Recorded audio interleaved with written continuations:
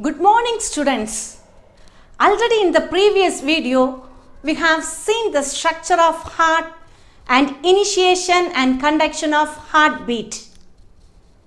And today in this video, we are going to see the types of blood circulation.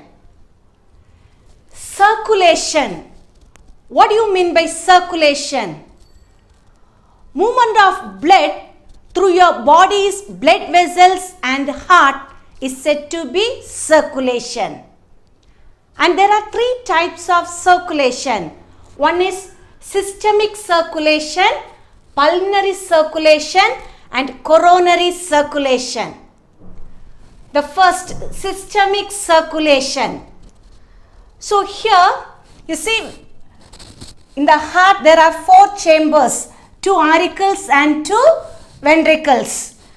And we know the right side it carries deoxygenated blood and the left side of the heart carries oxygenated blood. So when the ventricles contract, that is from the left ventricle there arise aorta. There arise aorta.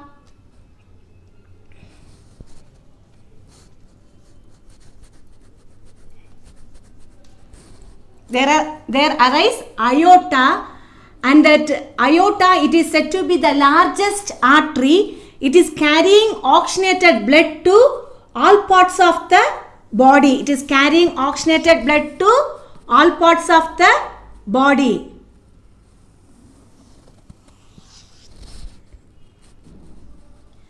And it is pouring its content into the right auricle.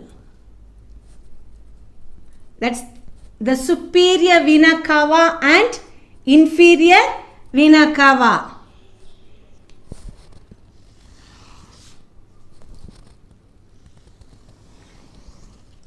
You see, in systemic circulation, the ventricles contract. It is taking the oxygenated blood to all parts of the body. And this aorta, it's the largest artery and it is carrying the deoxygenated blood to the right atrium through superior vena cava and inferior vena cava. So it starts from left ventricle and it ends in right auricle. It starts from left ventricle and it ends in right auricle. Now coming to pulmonary circulation. So pulmonary, the word pulmonary, it is related to lungs.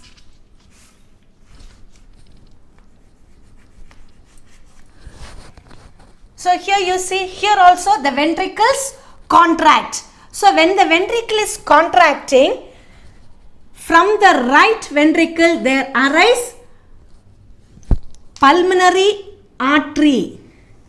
This pulmonary artery, it is taking the deoxygenated blood to the lungs for purification. It is taking the deoxygenated blood to the lungs for purification. And from the lungs, the pulmonary vein, from the lungs, through the pulmonary vein, the oxygenated blood, it enters into the left auricle. So here you see, it starts from right ventricle and it ends in left auricle.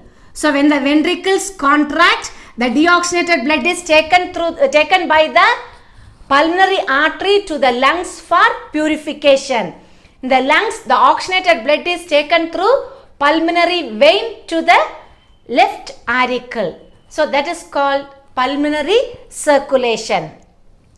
And the last one is coronary circulation. So coronary circulation, coronary, the word coronary, it is related to heart. The word coronary, it is related to heart.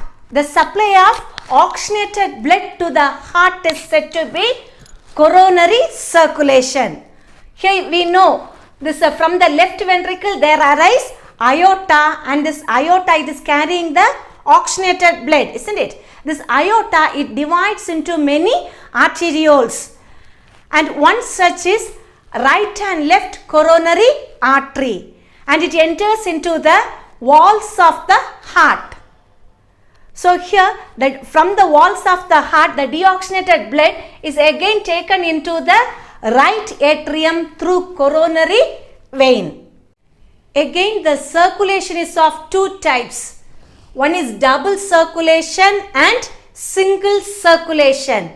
So double circulation, when the blood circulates twice through the heart in one complete cycle, is said to be double circulation. When the blood circulates twice through the heart in one complete cycle, is said to be double circulation. So see here, this lungs. In the lungs, the deoxygenated blood is taken into the lungs for purification. Now the purified blood, that's the oxygenated blood, it is taken to the left atrium. It is taken to the left atrium or left auricle through pulmonary vein. Pulmonary vein. So here this is pulmonary vein. Now from left auricle, the oxygenated blood enters into the left ventricle. Now from left ventricle, the oxygenated blood enters into aorta. Aorta, which is taking the oxygenated blood to all parts of the body, and is pouring its content into the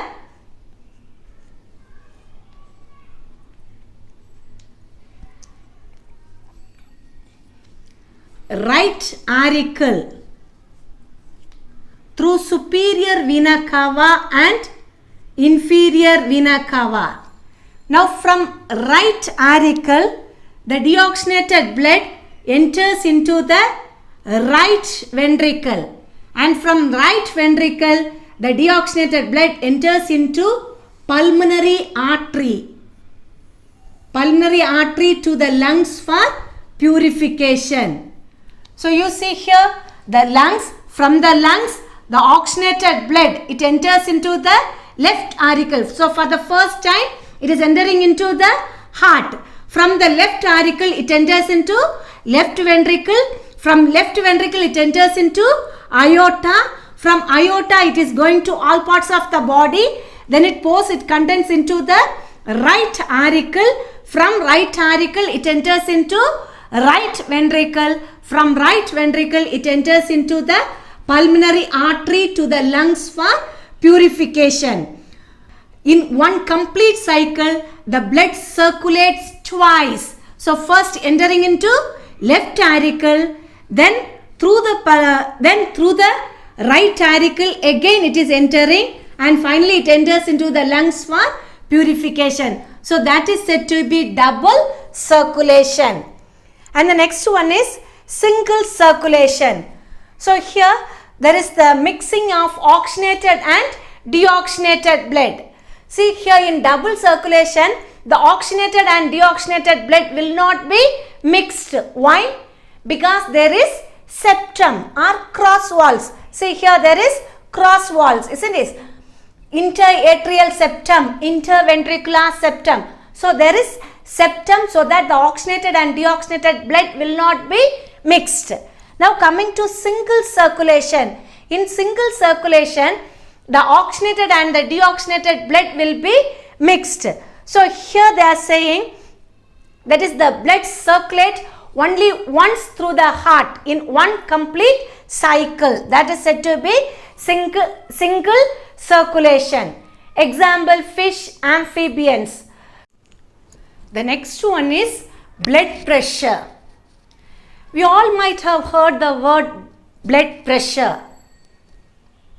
So there is a high blood pressure as well as low blood pressure. Now, what do you mean by blood pressure? So blood pressure is the force exerted on the lateral walls of the heart. So blood pressure is the force that is exerted on the lateral walls of the heart. So in the heart we know there are 4 chambers, 2 auricles and 2 ventricles.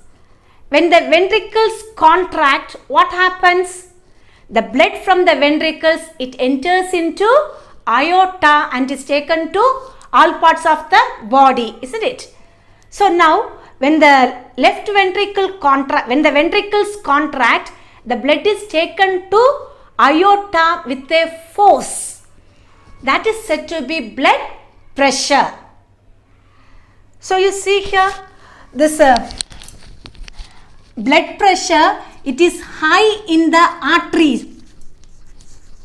In the artery it is high. That is when the heart contracts. Okay. When the heart contracts, the blood enters into aorta. Aorta, it's the largest artery. Okay, it's the largest artery. And this artery, it will be dividing into arterioles. It is dividing into arterioles. Arterioles, they are dividing into capillaries. Capillaries. Capillaries, they are dividing into veins. So, in the artery, the blood pressure is high. Why?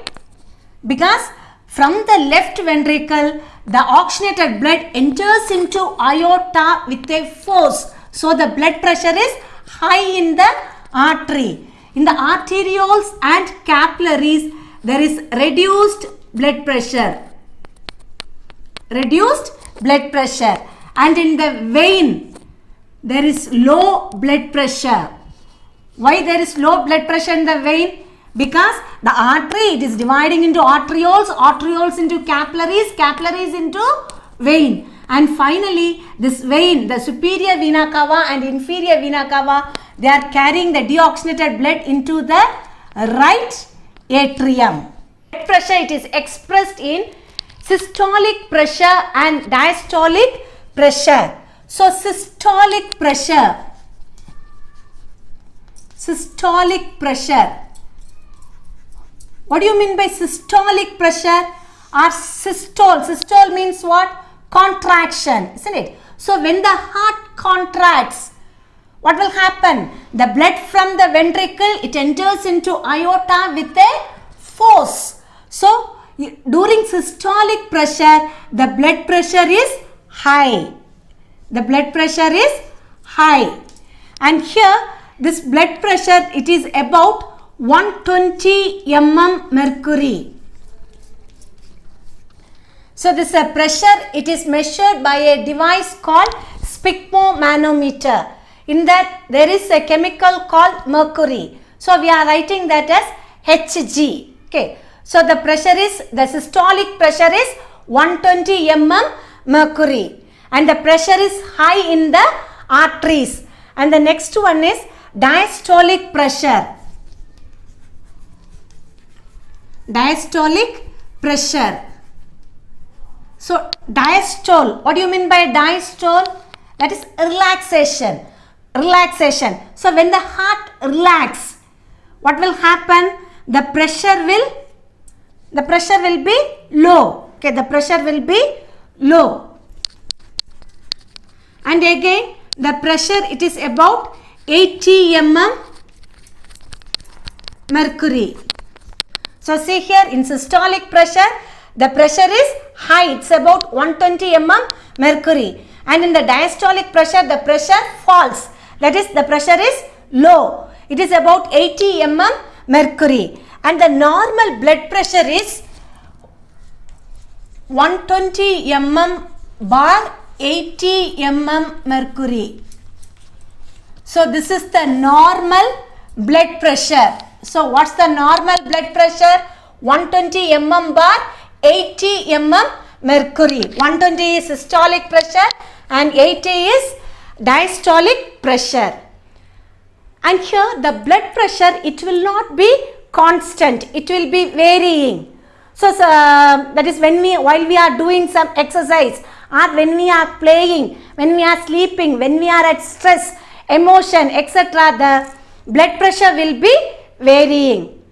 And suppose if the blood pressure is more than 120 mm mercury for a long period, we must be alert.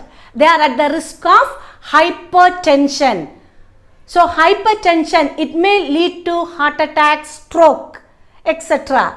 Similarly, when the blood pressure is reduced, that's below, when the blood pressure is going below 80 mm mercury, that time also we must be alert.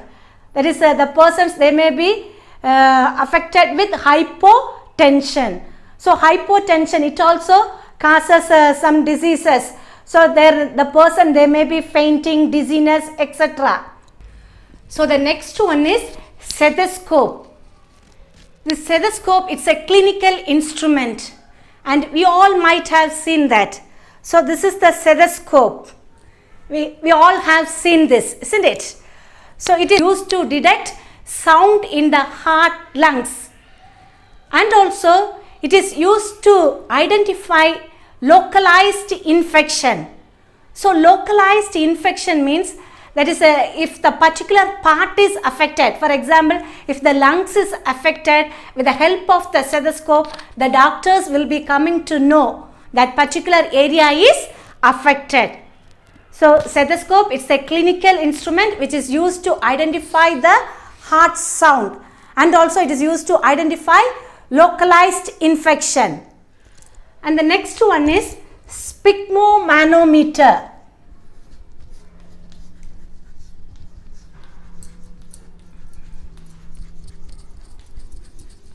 Sphygmomanometer. So you have to say again, sphygmomanometer. See, sphygmomanometer. So sphygmomanometer. So it's an apparatus which is used to identify blood pressure. So here the sphygmomanometer, it's also a clinical instrument which is used to identify increased and decreased blood pressure. Again, it is used to identify the state of circulation and also the heartbeat.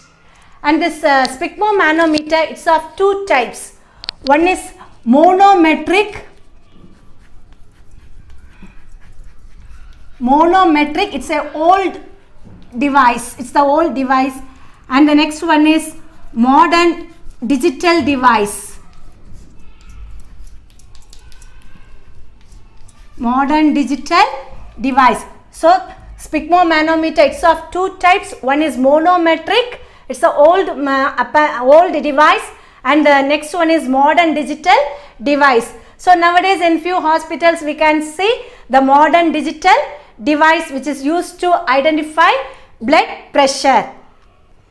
So see, this is the monometric apparatus, sphygmomanometer, which is used to identify blood pressure. So it's the old device. So here you can see this, the blood pressure, it will be rising. I hope you all might have understood. And for homework, you study and come this blood pressure sphygmomanometer.